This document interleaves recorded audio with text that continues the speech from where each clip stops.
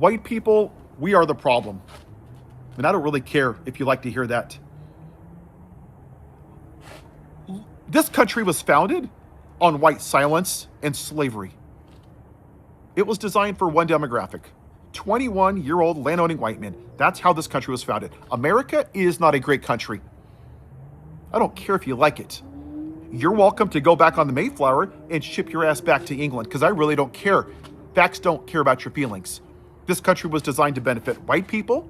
It demonized anybody that didn't look like me, and it's disgusting and it's morally repugnant.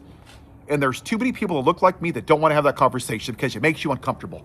Because you've bought into the lie of American greatness. Because of flags and bald eagles and freedom, freedom, freedom, and guns. It's not. It was founded on cruelty. And it survived that way because of white silence, because of white privilege, because white people stood by while black people couldn't drink from the water fountain or sit on a bus or sit in a church. Well, you had no problem going to church with black people hanging from trees. Nothing to see here because we're a Christian nation. Black Wall Street burns down. Black people were allowed to be citizens. Asians in internment camps.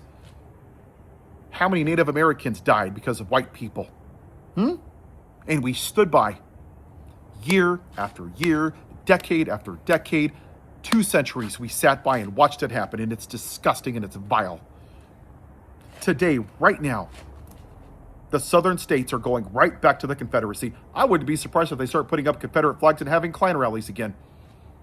And you know what I'm going to hear from white people? I'm going to tell you what's going to happen. Oh, Paul, I can't say anything. I have bills to pay. I need money. You don't understand. So let me tell you what I understand. You don't think that I've lost business because of this? That's cute. That's really naive of you. I'm not here to kiss your ass and tell you it's okay. That's not what this is about. This is a wake-up call, white people.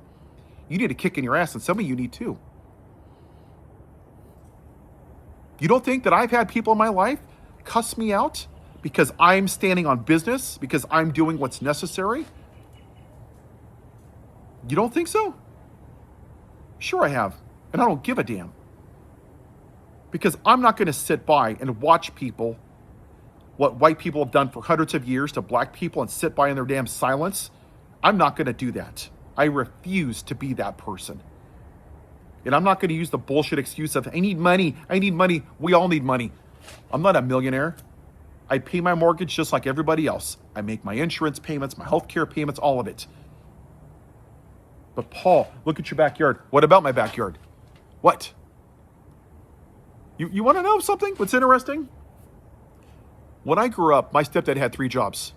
We were poor. We slept in a Suburban and we slept on the ground in tents with scorpions because we couldn't even afford to go out to eat. We ate out of a cooler. We were broke. When I worked at UPS, you know how poor I was? I used to have to walk 5.2 miles to work each way to UPS because I couldn't afford a bike or a car. For 3 years? I was broke. I finally got a car, and the one time I couldn't make my rent. So I had to sell my PlayStation at a pawn shop just to pay rent. Another time, my Spawn comic book collection. When I first got married, my first table was what? A cardboard box on the floor with a white sheet. So don't you come up here telling me, Paul, you don't understand. I lived being poor. Do I pay my electric bill? Do I eat? So stop the shit with the victimhood. I've been broke. But you know what I'm not going to do? I'm not going to sit by like every white person's done since 1619, the vast majority of them, maybe not all of them, and sit by and watch this happen. Oh, Paul, you don't understand. I can't talk to my mom. Why? Because you don't want to be uncomfortable. That's the problem. Black people don't have that luxury. Immigrants don't have that luxury. Latinos, Somalians, Muslims, they don't have that luxury to shutting their mouth because people that look like me with red hats, they're white supremacists. And they treat them like crap. You know why they get away with it? Because white people let it happen. Doesn't affect me.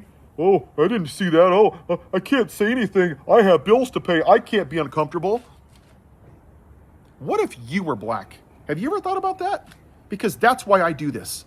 What if that happened to me? Do you even know what the talk is? It's when Black parents have to tell their kids what's going to happen when a white cop at some point is going to pull them overnight just because they're black. Oh, it was a violation at a turn. Yeah, sure, whatever. They were black. Your house isn't redlined. Your house isn't appraised at a different price. You're not called the N-word. You're not looked at differently. People don't cross the street when you walk down. Your house isn't redlined.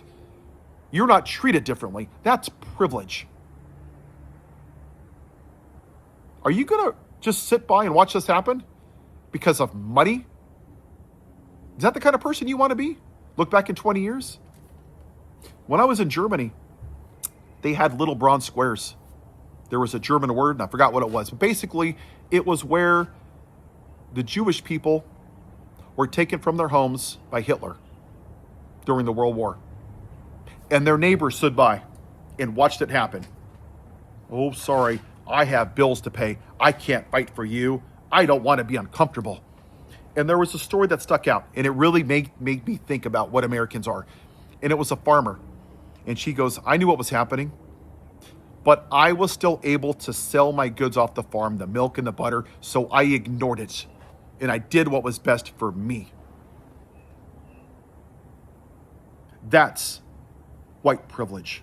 It doesn't affect me. And we're here from 250 years of white people saying, it doesn't affect me, I don't give a shit. It's their problem. No, it's not. It's an American problem. Those are our black brothers and sisters. And we have shit on them for too long. And you're right. This is not a comfortable conversation, and I don't care. And you know what's really going to break your brains? America is not a great country. It was founded on slavery, lynchings, Jim Crow, 3/5 clause, burning down Black Wall Street, treating black people like they're dogs, putting black people in wills like their property. What in the hell is great about that? It's not. But white people have said, oh, this is great. Look, we have a flag. Ooh, look at this God Bless America song. Ooh, look, red, white, and blue. Ooh, a bald eagle. Ooh, look, freedom Wheaties. Oh, we're the best. No, we're not. And if you don't like it, that's too bad. The only way you can fix something if you get sick is to go to the doctor and get the diagnosis, and then you can treat it. And for all of you white people that don't like it, you're welcome to go back on the Mayflower and ship your ass back to England. If you don't like what I'm saying, facts don't care about your feelings. You don't want to believe that it's not a great country. It's not. I was just over there. They don't have school shootings. They don't do active shooter drills. They don't have white supremacy like we do. They have universal health care as long as they need. You go to Germany, free college. It's all included. You know why? Because your tax dollars are used to benefit their citizens. That's not socialism. That's called a working democracy. That's called a good quality of life. But what Americans have done over here is that we've traded a good quality of life for $1. And that's exactly why white people won't do a damn thing for black people, and it's disgusting. Love thy neighbor as thyself, really? Why don't you act as if you were in that concentration camp? Because right now, 34 people have already died in concentration camps. The guards are taking bets. Who's going to take their life next in a concentration camp? Little girls are so depressed, they're trying to cut their wrists with plastic knives. They're eating moldy bread, broccoli with worms in it. But I'm sorry, white people. Yeah, I'd hate for you to go on a strike and actually stop what's happening because you have bills to pay. Would you say that if your mom or your child was in a concentration camp?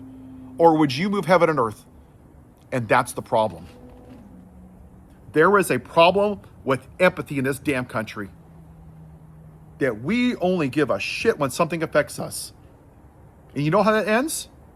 First they came for the socialists, but I wasn't a socialist. No, let's make this American. First they came for the black people, said 1619, but I wasn't black, so I just ignored the lynchings. And then they came for the Native Americans, but I wasn't a Native American, so I ignored Wounded Knee and the Trail of Tears. And then they came for the Asians, but I wasn't Asian. They were in internment camps for years, but hey, there's nothing I could do because I'm not Asian. Then they came for the immigrants. But I wasn't an immigrant, even though ICE took my neighbor right next to me, so I didn't say anything. Then they came for the Somalians in New York City, but I didn't say anything. And then they murdered 2 of my citizens with ICE agents. But hey, I'm not them. I had to work. I needed money. And that's what we're doing again. White people are choosing capitalism and financial comfort because we don't want to be uncomfortable. I've lost friends and family over this, and I don't care. Why are you worried about them? Can I ask? And I mean this genuinely. You are really worried about upsetting a parent, a brother, a sister that voted for a rapist? For a president that is defending child molesters that molested 15-year-old girls? A man who's a felon? Who told so many lies about an election that 5 officers died after January 6th? Those are the people that you're worried about upsetting. That's cute. You may want to choose better friends and family because I don't want to be around people like that. And that is standing on business. I'm willing to be uncomfortable. Ben Parker, who was Peter Parker's uncle, he told Spider-Man something that's very relevant. With great power comes great responsibility.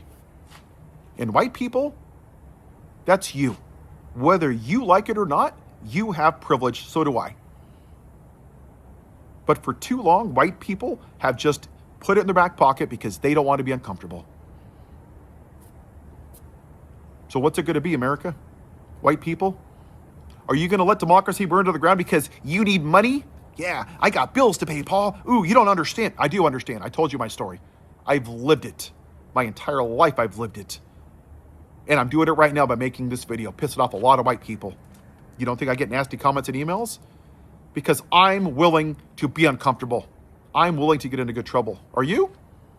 Or do you just want to sit in your white privilege and one day in 20 years, if we still have a democracy, we're going to have bronze squares like they did in Nazi Germany for all the immigrants that white people stood by and watched it happen because I needed money.